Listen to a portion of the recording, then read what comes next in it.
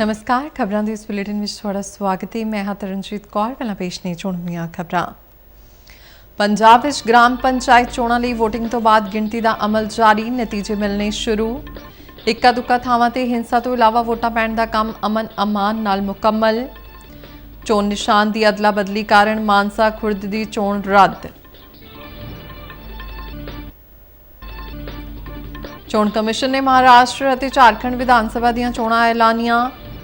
48 विधानसभा और 2 लोक सभा सीटां ते जिमनी चोण का ऐलान। पंजाब दीआं गिद्दड़बाहा, डेरा बाबा नानक, बरनाला और ਚੱਬੇਵਾਲ विधानसभा सीटां ते 13 नवंबर नूं होवेगी जिमनी चोण।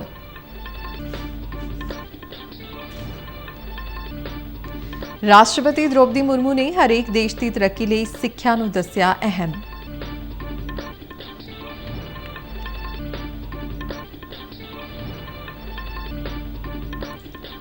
देश वालों साबका राष्ट्रपति और missile man doctor APJ Abdul Kalam नूं अज जन्म वरेगंढ मौके कीता गया याद।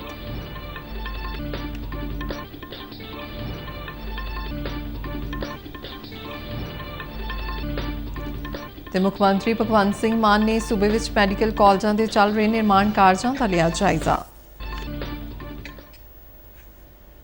ते हुण खबरां विस्तार नाल। पंजाब विच ग्राम पंचायत चोणां लई वोटिंग तो बाद गिणती का अमल जारी है। जिवें जिवें गिणती प्रक्रिया पूरी होंदी जा रही है, उस अनुसार नतीजे मिलने शुरू हो गए हैं। कई पिंडां विच जेतू धिरां वल्लों धूम धड़के नाल खुशियां मनाईयां जा रही ने अते लड्डू वंडे जा रहे हैं। सूबे विच 13,937 सरपंचां ते 83,427 पंचां की चोण लई पुआईयां गईयां वोटां का काम इक्का दुक्का घटनावां नूं छड्ड के अमन अमान नाल पूरा होया। सूबे विच दर्ज कुल 1,33,97,922 वोटरां लई 19,110 पोलिंग बूथ बनाए गए सन, जिथे बैलेट पेपरां राहीं वोटां पुआईयां गईयां। चोणां दा अमल निरपक्ष अते निर्विघन ढंग नाल सिरे चाढ़न लई सुरक्षा के करड़े बंदोबस्त किए गए ने।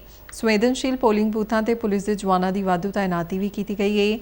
पंजाब विच 3,798 सरपंच अते 48,861 पंच सर्बसम्मति राहीं चुने गए ने।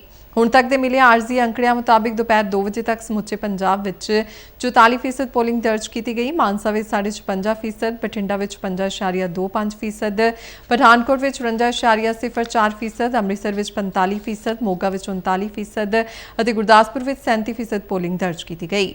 वोटिंग के मुकम्मल अंकड़े गिनती तो बाद प्राप्त होणगे। पंचायती चोणां दौरान मानसा शहर के नाल लगते पिंड मानसा खुर्द विच सरपंच की चोण लड़ रहे 2 उम्मीदवारों के चोण निशान अदला बदली होने कारण चोण नूं रद्द कर दिता गया है। पंच लई हो रही चोणां विच एक उम्मीदवार का नाम गलत छपण कारण चोण नूं रद्द किया गया है। इस तो बाद चोण अमला समुची समग्री के नाल वापस चला गया, पर पिंड वासियों वालों जिला प्रशासन के खिलाफ नारेबाजी की गई। जिला चोण अफसर कुलवंत सिंह ने दस्सिया कि फिलहाल पिंड मानसा खुर्द की पंचायती चोण रद्द कर दी गई है। इस संबंधी सूबा चोण कमिशन के अगले हुक्मां अनुसार वोटां पुआईयां जाणगियां। चोण कमिशन वालों महाराष्ट्र ते झारखंड विधानसभा चोणां का ऐलान कर दिता गया है। चोण कमिशन की सारणी मुताबिक महाराष्ट्र में एक गेड़ तहत 288 सीटां ते चोणां करवाईयां जाणगियां, जिस लई 20 नवंबर नूं वोटां पुआईयां जाणगियां अते 23 नवंबर नूं नतीजे ऐलाने जाणगे। झारखंड विधानसभा चोणां लई वोटां 2 गेड़ां विच पुआईयां जाणगियां। पहले गेड़ तहत 43 सीटां ते 13 नवंबर अते दूजे गेड़ तहत 38 सीटां ते 20 नवंबर नूं वोटिंग होवेगी अते नतीजे 23 नवंबर नूं ऐलाने जाणगे। इस तों इलावा 48 विधानसभा सीटां ते 2 लोक सभा सीटां ते जिमनी चोणां 13 नवंबर तो 20 नवंबर नूं करवाईयां जाणगियां, जिन्हां दे नतीजे भी 23 नवंबर नूं ऐलाने जाणगे। जिमनी चोण वाले हलकियां विच पंजाब दीआं 4 विधानसभा सीटां भी शामिल ने, जिन्हां विच गिद्दड़बाहा, डेरा बाबा नानक, बरनाला अते ਚੱਬੇਵਾਲ शामिल ने। गिद्दड़बाहा विधानसभा सीट कांग्रेस के अमरिंदर सिंह राजा वड़िंग के अस्तीफा देने तो बाद खाली हुई सी, जबकि डेरा बाबा नानक तो कांग्रेस के सुखजिंदर सिंह रंधावा ने अस्तीफा दिता सी। बरनाला विधानसभा सीट आम आदमी पार्टी के मीत हेयर वालों अस्तीफा देने तो बाद खाली हुई सी, जबकि ਚੱਬੇਵਾਲ सीट डॉक्टर राजकुमार ਚੱਬੇਵਾਲ के अस्तीफे तो बाद खाली हुई सी। इन्हां चारां दी लोक सभा मैंबर वजों चोण होने तो बाद इन्हां वालों विधानकारी तो अस्तीफा दिता गया सी।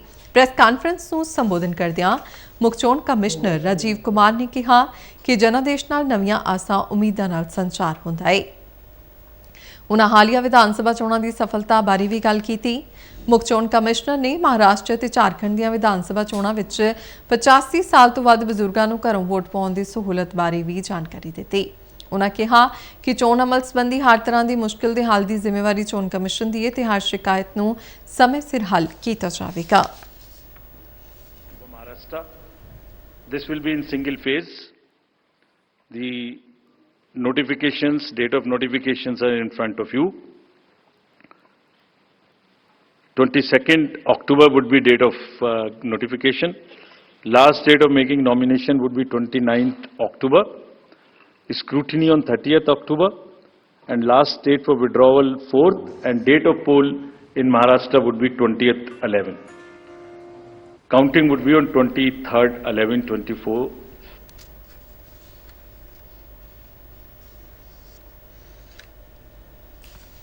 ਮੁੱਖ ਚੋਣ ਕਮਿਸ਼ਨਰ ਰਾਜੀਵ ਕੁਮਾਰ ਨੇ ਕਿਹਾ ਕਿ ਇਲੈਕਟ੍ਰੋਨਿਕ VOTING ਮਸ਼ੀਨਾਂ 100% ਸੁਰੱਖਿਅਤ ਨੇ।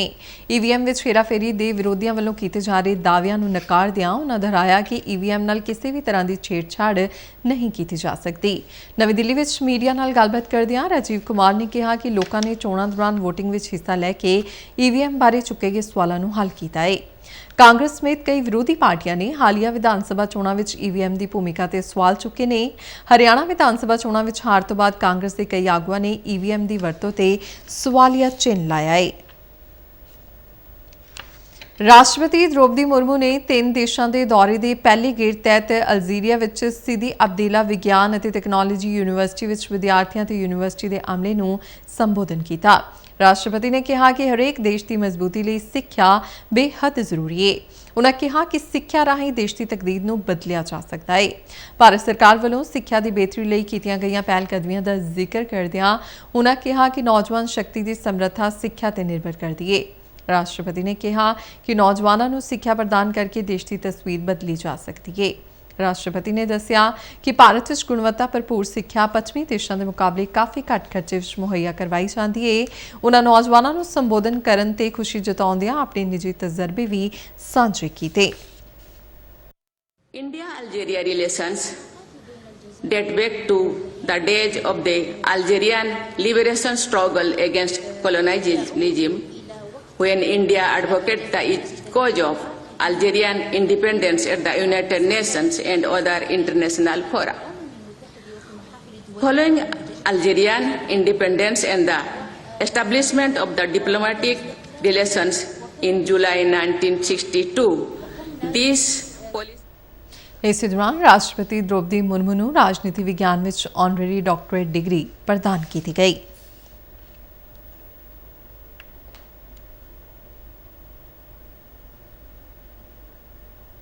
ਪ੍ਰਧਾਨ ਮੰਤਰੀ ਨਰਿੰਦਰ ਮੋਦੀ ਨੇ ਨਵੀਂ ਦਿੱਲੀ ਸਥਿਤ ਭਾਰਤ ਮੰਡਪਮ ਵਿਖੇ ਆਲਮੀ ਦੂਰਸੰਚਾਰ ਮਿਆਰੀਕਰਨ ਸੰਮੇਲਨ ਅਤੇ ਇੰਡੀਆ ਮੋਬਾਈਲ ਕਾਂਗਰਸ ਦੇ 8ਵੇਂ ਐਡੀਸ਼ਨ ਦਾ ਉਦਘਾਟਨ ਕੀਤਾ।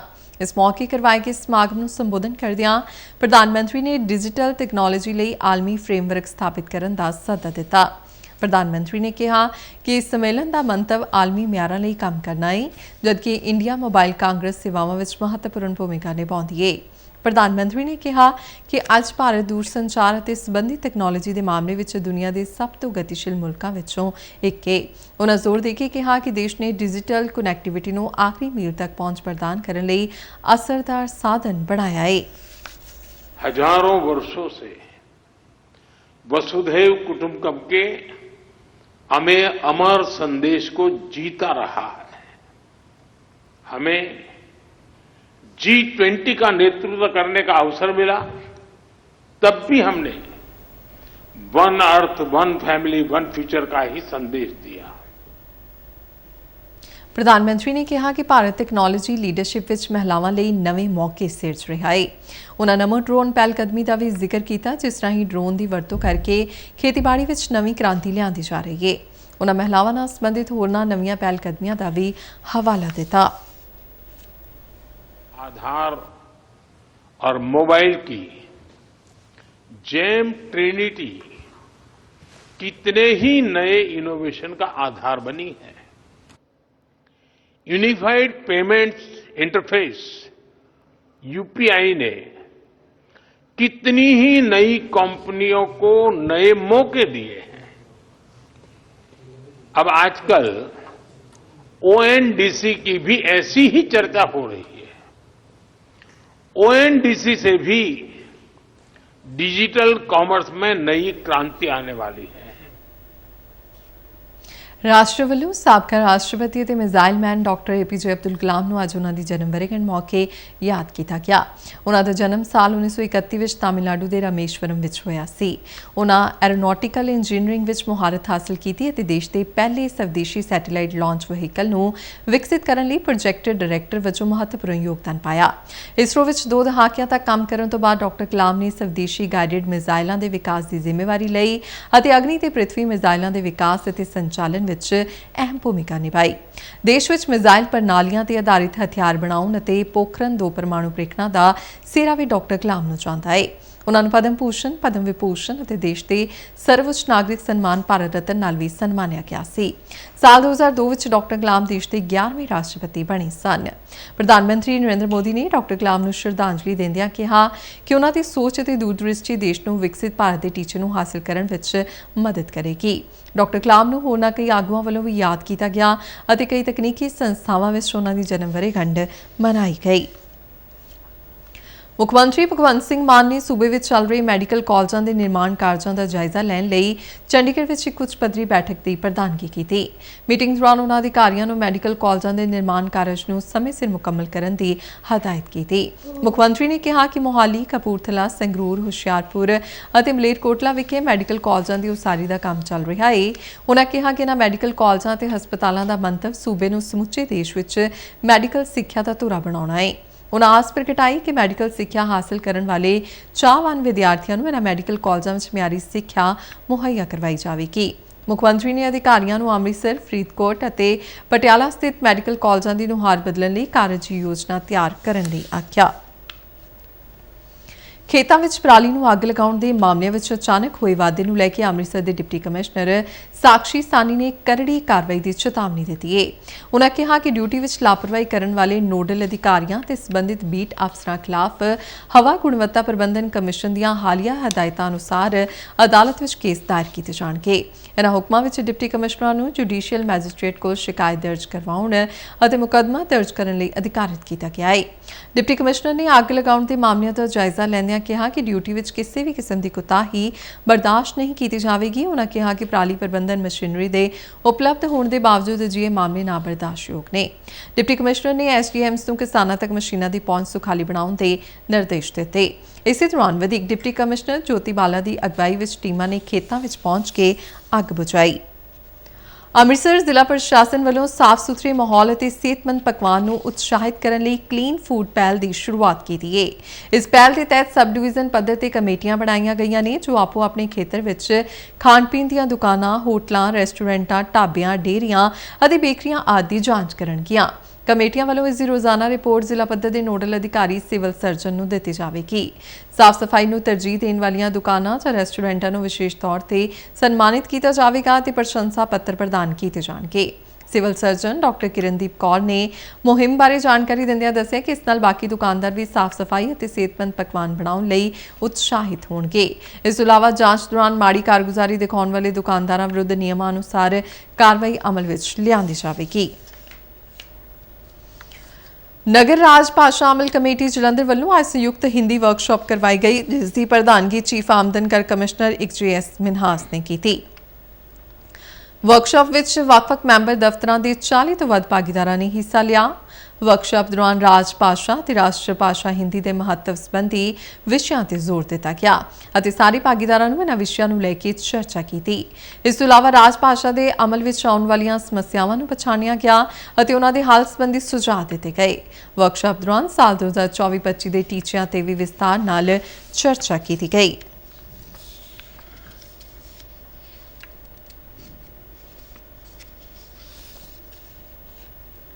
ਭਾਰਤੀ ਨਿਸ਼ਾਨੇਬਾਜ਼ ਸੋਨਮ ਉੱਤਮ ਮਸਕਰ ਨੇ ਦਿੱਲੀ ਵਿੱਚ ਚੱਲ ਰਹੇ ISSF ਵਿਸ਼ਵ ਕੱਪ ਫਾਈਨਲ ਵਿੱਚ ਮਹਿਲਾਵਾਂ ਦੇ 10 ਮੀਟਰ 에ਅਰ ਰਾਈਫਲ ਮੁਕਾਬਲੇ ਵਿੱਚ ਚਾਂਦੀ ਦਾ ਤਮਗਾ ਜਿੱਤਿਆ ਹੈ।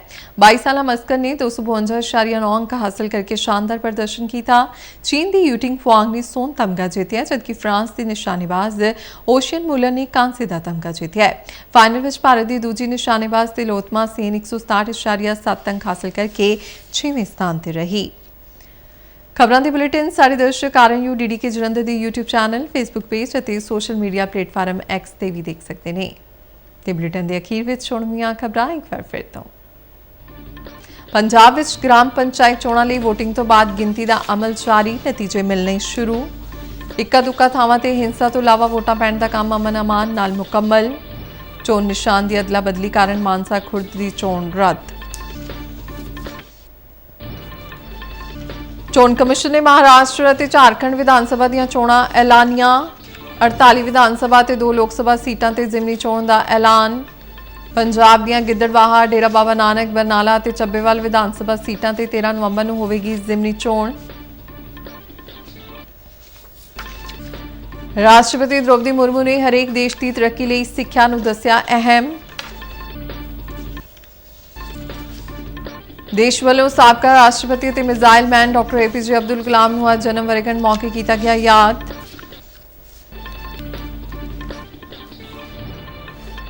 मुख्यमंत्री भगवंत सिंह मान ने सूबे विच मैडिकल कॉलेजों के चल रहे निर्माण कार्यों का लिया जायजा। तेज नारी खबरों के बुलेटिन खत्म होता है। इजाजत दिओ, नमस्कार।